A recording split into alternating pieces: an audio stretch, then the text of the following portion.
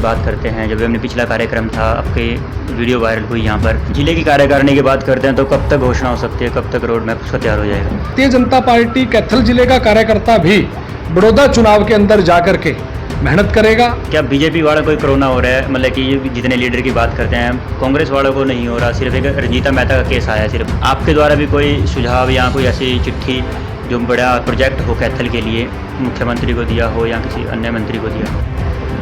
नमस्कार, मैं हूं धर्म आपके साथ और आप देखना शुरू कर चुके हैं डेली हरियाणा न्यूज़।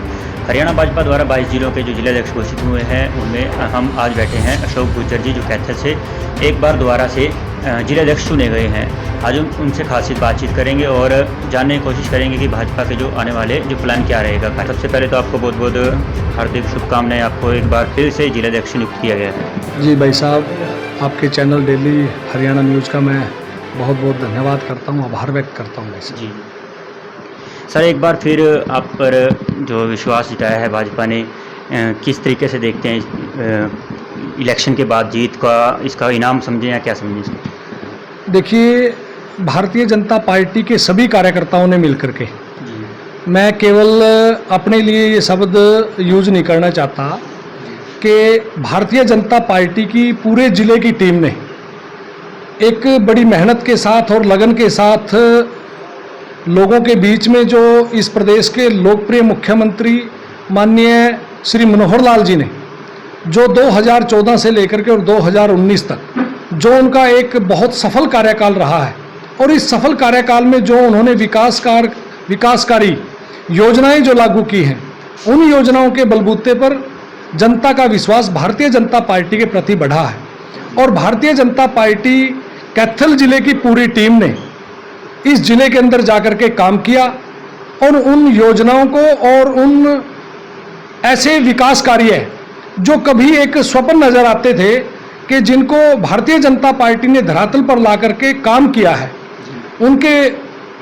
उन सब बातों को ध्यान में रखते हुए भारतीय जनता पार्टी के सभी कार्यकर्ताओं ने एक टीम वर्क के रूप में काम किया और उसके बलबूते पर भारतीय जनता पार्टी का ग्राफ आज कैथल जिले में बढ़ा है। इसके लिए मैं भारतीय जनता पार्टी के सभी समर्पित कार्यकर्ता साथियों को बहुत बहुत धन्यवाद भी करता हूं, बधाई भी देता हूं और उनको धन्यवाद भी करता हूं कि उनके बलबूते पर आज भारतीय जनता पार्टी का ग्राफ इस कैथल जिले में बढ़ा है।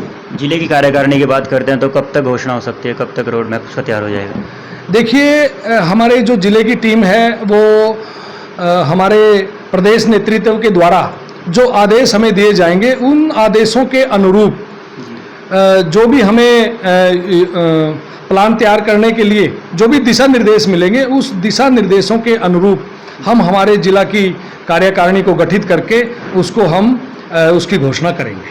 जी, आगे का कोई अभी भाजपा की तरफ से कोई कार्यक्रम जब बड़ौदा उपचुनाव को लेकर या कैथल की राजनीति को लेकर के?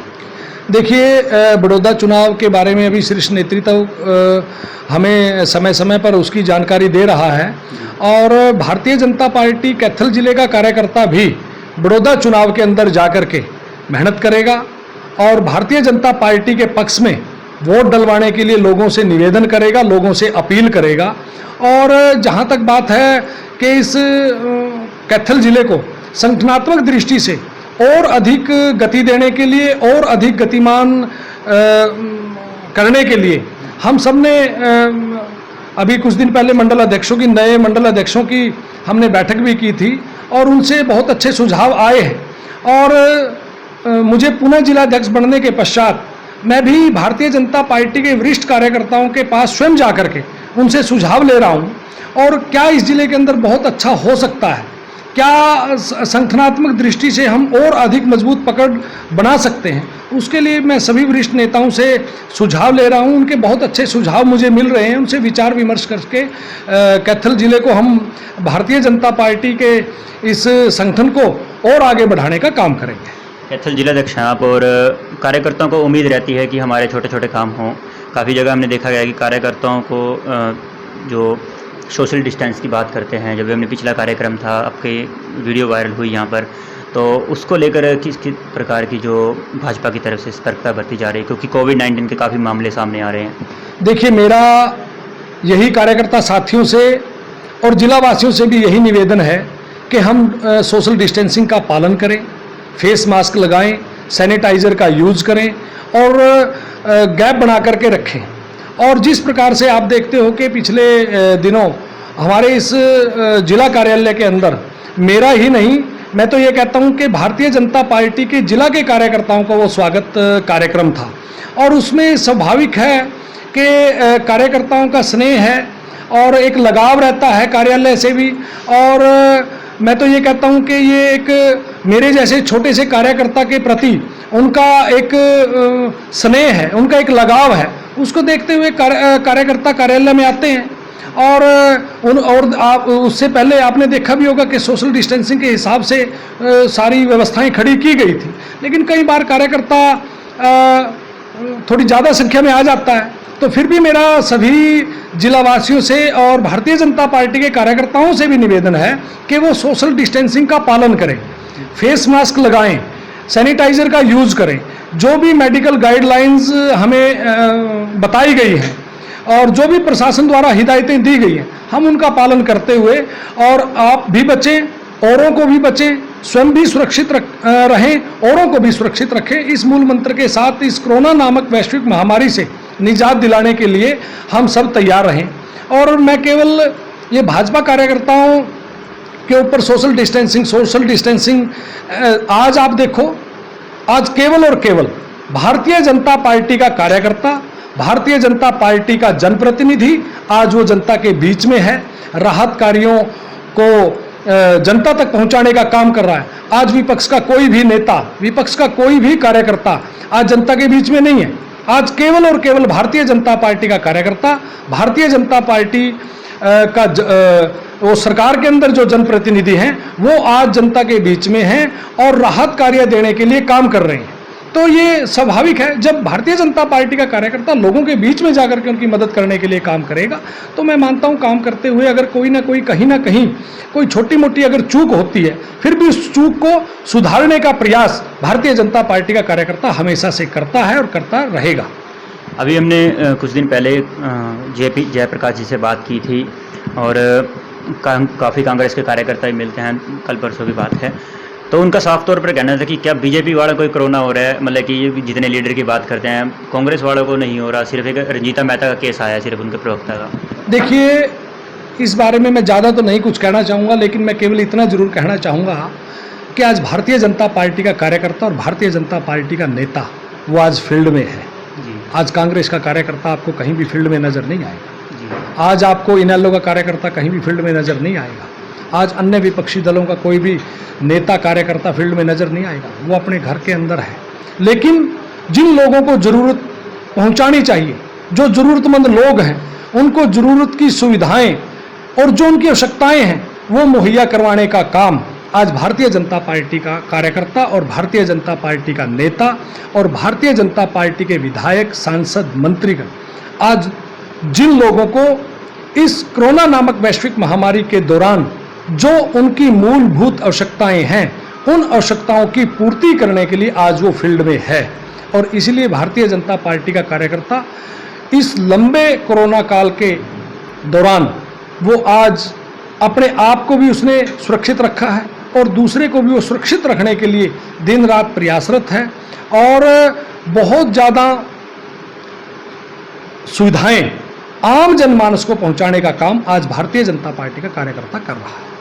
एक सवाल है कि कैथल के जो जिला के अध्यक्ष हैं आप, और कैथल जिले में विकास कार्यों की बात होती है जब, तो आपके द्वारा भी कोई सुझाव या कोई ऐसी चिट्ठी जो बड़ा प्रोजेक्ट हो कैथल के लिए मुख्यमंत्री को दिया हो या किसी अन्य मंत्री को दिया हो?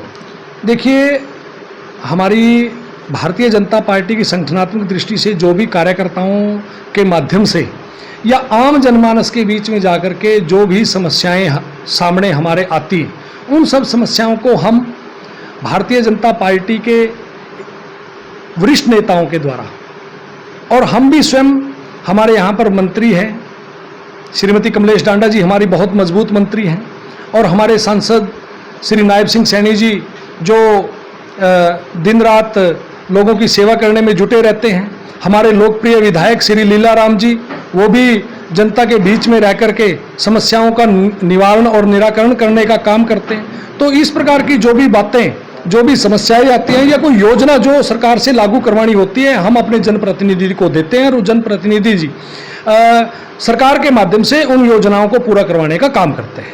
कोई बड़ा प्रोजेक्ट, ड्रीम प्रोजेक्ट अभी आने वाला हो? देखिए, बड़ा प्रोजेक्ट मैं इसमें ये कहना चाहता हूँ कि देखो, जब 2014 के अंदर इस प्रदेश के अंदर भारतीय जनता पार्टी की मनोहर सरकार बनी, तो आपको ध्यान में होगा कि कैथल के अंदर ही मुंदड़ी के अंदर संस्कृत महर्षि वाल्मीकि संस्कृत यूनिवर्सिटी की माननीय मुख्यमंत्री जी ने घोषणा की और उसका आज उस पर काम चला हुआ है और उसकी क्लासेस आज अंबेडकर कॉलेज में लग रही हैं।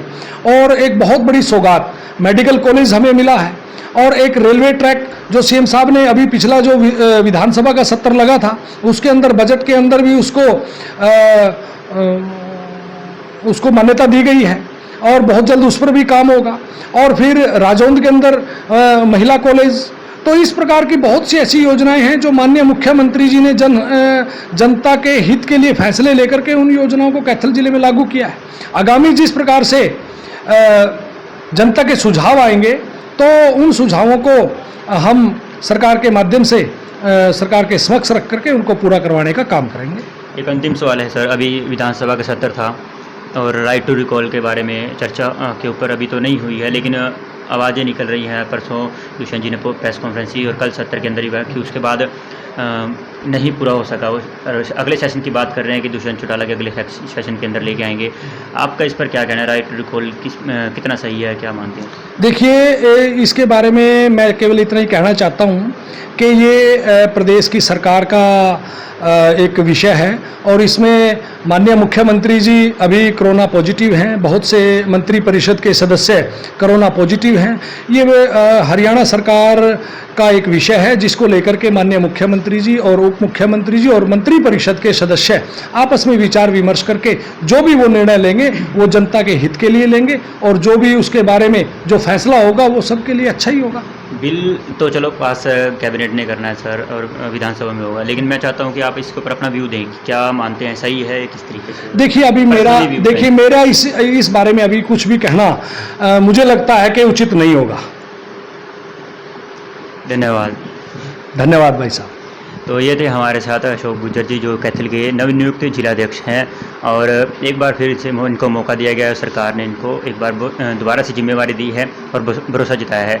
साफ तौर पर कह रहे हैं कि जो भी सोशल डिस्टेंसिंग है या फेस मास्क है, सरकार की गाइडलाइन है, एडवाइजरी है, उसका पालन करें और अपने आप को स्वस्थ रखें। फिलहाल के लिए इतना ही और खबरों के लिए बने रहिए डेली हरियाणा न्यूज़ के साथ।